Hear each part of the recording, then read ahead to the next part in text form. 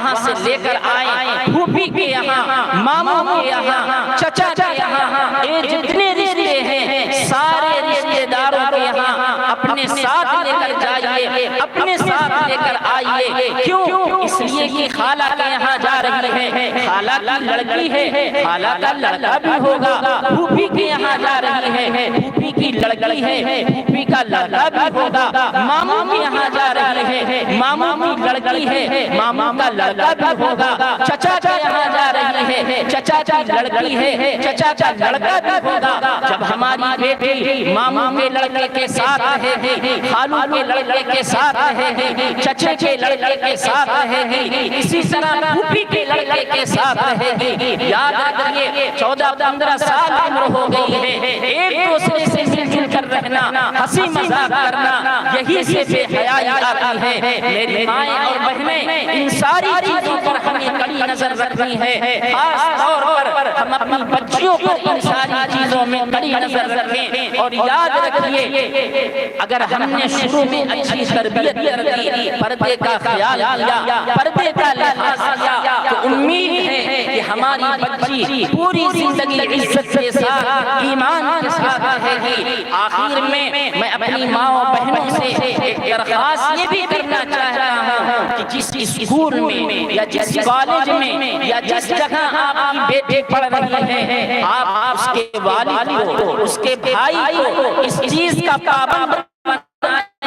School میں جا کر دیکھیں میری بیٹی کس کے ساتھ رہتی ہے، کس کے پاس بیٹھ کر پڑھتی ہے، کس کے ساتھ اس کی دوستی ہے۔ کیوں؟ اس لیے کہ اس وقت کا جو ماحول ہے، ایک گروپ بنا ہوا ہے، غیر مسلم تنظیموں کی طرف سے ایک تنظیم بنی ہوئی ہے جن کا باقاعدہ کام یہ ہے کہ وہ غیر مسلموں کو پیسے دیتے ہیں اور ان سے یہ کہتے ہیں کسی بھی طرح سے مسلم بچیوں سے تعلق بناؤ، ان سے شادی کرو، ان کو اسلام سے دور کر دو۔ آئے ہم خبروں میں پڑھتے ہیں فلاں سنا نام کی بچی فلاں غیر مسلم کے ساتھ شادی کر لی، 2 مہینے کے بعد اس کو قتل کر دیا گیا، فلاں نام کی مسلمان بچی فلاں غیر مسلم کے ساتھ شادی کر لی، اپنا دین بدل دیا، 6 مہینے کے بعد اس کا قتل کر دیا گیا۔ ایک تنظیم ہے، اس کا کام بھی یہ ہے کہ وہ غیر مسلم بچوں کو پیچھے سے پیسہ دیتی ہے، مسلم بچوں سے تعلق بناؤ، مسلم بچیوں کے ساتھ شادی کرو، ان کو دین سے، ایمان سے، اسلام سے دور کر دو، پھر آخر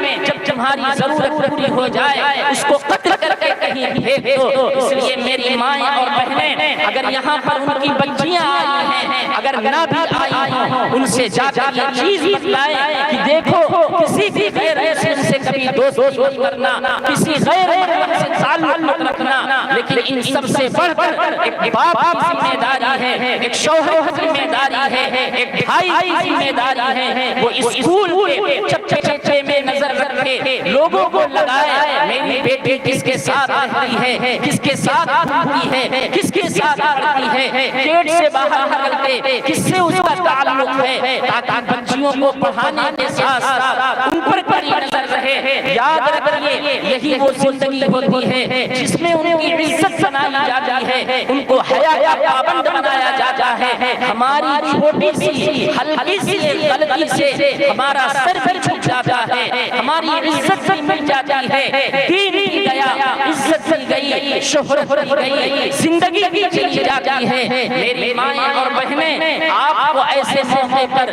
بڑی ذمہ داری نبھانی ہے، گھر میں ایک ماں بن کر رہنا ہے، لیکن ماؤں سے بھی بڑے درد کے ساتھ یہ کہنا پڑتا ہے کہ آج ہماری ماؤں کے ہاتھوں میں بھی بڑے موبائل ہیں، گھر میں ایک طرف پتہ چلا ماں موبائل دیکھ رہی ہے، اس کو اتنی فرصت نہیں کہ بیٹے کو دیکھ سکے وہ کیا کر رہی ہے۔ گھر میں موبائل چلانے کا ایک وقت بنایا جائے، اگر بہت ضروری ہو سونے کے وقت سارے موبائل اپنے پاس رکھ لیے جائیں۔ ان ساری چیزوں کا خیال کرنے پر انشاءاللہ ہمارا گھر بھی ایماندار رہے گا، ایمان والا رہے گا، سکون والا رہے گا، عزت والا رہے گا، اور ہمارے گھروں میں جہاں سے بھی حیائی آ سکتی ہو، جہاں سے بھی بے دینی آ سکتی ہو، انشاءاللہ اللہ تعالیٰ ان ساری چیزوں کو بند کر دیں گے۔ میری مائیں اور بہنیں یہ ساری باتیں آپ کے حوالے سے تھی۔